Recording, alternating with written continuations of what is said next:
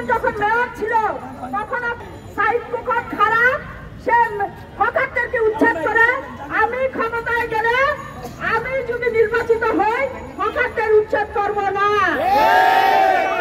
প্রধানমন্ত্রী কথা দিয়েছিলেন যে পুনর্বাসন ছাড়া কোনো হকার উচ্ছেদ চলবে না। আমি সবিনয়ে প্রধানমন্ত্রীকে জিজ্ঞেস করতে চাই আজকে এই গুলিস্তানের হকার এই হকারদেরকে যে উচ্ছেদ করছে ঢাকা দক্ষিণ সিটি কর্পোরেশন সেইটার বিরুদ্ধে আপনি কি পদক্ষেপ নিয়েছেন সেইটা আমরা জানতে চাই। বন্ধুরা আমরা বলতে চাই আজকে সারা দেশে 15 লক্ষ হকার আছে।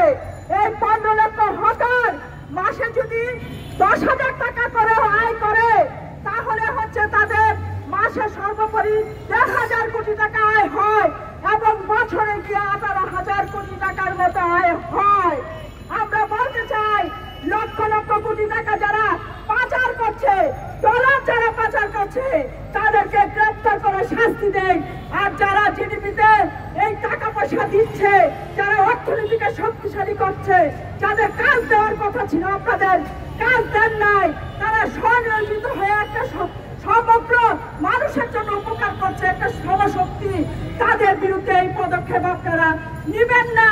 তাই আমরা বলতে চাই আমরা হকার ইউনিয়নের পক্ষ থেকে এই আন্দোলন চলবে যতক্ষণ পর্যন্ত না আমাদের হকারদেরকে আজকে বসতে দিবেন ততক্ষণ পর্যন্ত আমরা আমাদের আন্দোলন চালাবো।